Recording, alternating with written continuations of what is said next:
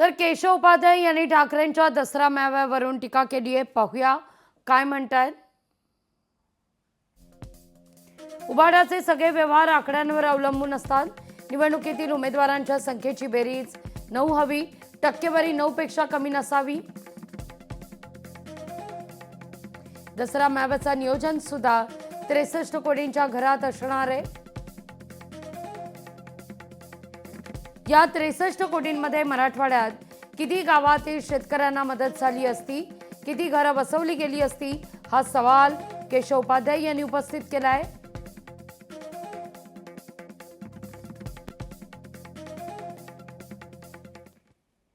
खरंच 63 कोटींचा मेळावा घ्यायची गरज आहे का, हा मुद्दा केशव उपाध्याय यांनी उपस्थित केलाय. या सगळ्यावर नजर कायम असेल.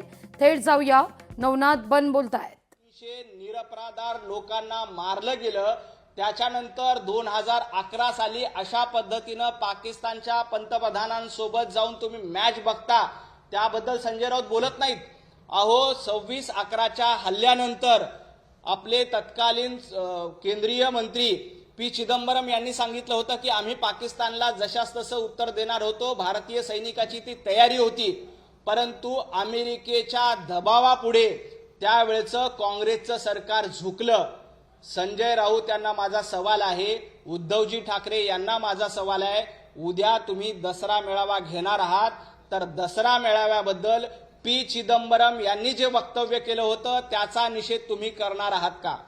उद्याच्या दसरा मेळाव्यामध्ये भारत पाकिस्तानच्या या सामन्याबद्दल मनमोहन सिंग, सोनिया गांधी अशा पद्धतीचा सामना बघत होते, त्याबद्दल उद्धवजी ठाकरे उद्याच्या दसरा मेळाव्यामध्ये बोलणार आहेत का? तुमच्यामध्ये थोडीशी हिंमत असेल, थोडंसं बाळासाहेब ठाकरे यांचे विचार शिल्लक असतील, तर उद्या राहुल गांधींना दसरा मेळाव्यातून हा जाब विचारा. नुसतं भारत पाकिस्तानच्या सामन्यावर बोलताय. आपले कुठलेही खेळाडू पाकिस्तानच्या भूमीवर गेले नाही. कुणीही अशा पद्धतीनं पाकिस्तानच्या मांडीला मांडी लावून मॅच बघितली नाही. उद्धव ठाकरे, तुम्हाला थोडंसं काही शिल्लक असेल तर उद्या राहुल गांधींना हा प्रश्न विचारा, उद्या सोनिया गांधींना हा प्रश्न विचारा की 2008 मध्ये 300च्या वर निरपराध नागरिक मेलेले असताना तुम्ही अशा पद्धतीचा सामना का बघितला होता? आधी या प्रश्नाचा जाब विचारा आणि मग इतर ढोंगांच्या बातम्या करा. उरला प्रश्न भारत पाकिस्तान सामन्यातला निधी कोणी कोणाला द्यावा, तर सूर्यकुमार यादव यांनी स्पष्टपणे सांगितलंय की ती सामन्याचा संपूर्ण खर्च, मानधन त्यांनी आर्मीला दिलंय. संजय राऊत, तुम्ही 1 रुपया सुद्धा आर्मीला दिला नाही, तुम्ही 1 रुपया पूरग्रस्ताला दिला नाही. तुम्ही उगीच गप्पा मारू नका. केंद्र सरकार शेतकऱ्यांना मदत का करत नाहीये? कारण शरद पवार केंद्रात मदत आणली होती असं त्यांचा आवाज आहे. खरं तर केंद्र सरकार महाराष्ट्राला भरभक्कम मदत करतं. देवाभाऊ अतिशय सक्षम आहेत.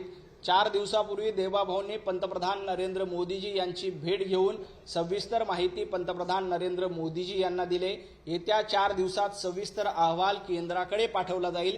केंद्राकडनं देखील मदत होईल. पूरग्रस्त मराठवाड्यातील बांधवांसोबत खांद्याला खांदा लावून भारतीय जनता पार्टीचे कार्यकर्ते उभे आहेत. त्या ठिकाणी मोठ्या प्रमाणात मदत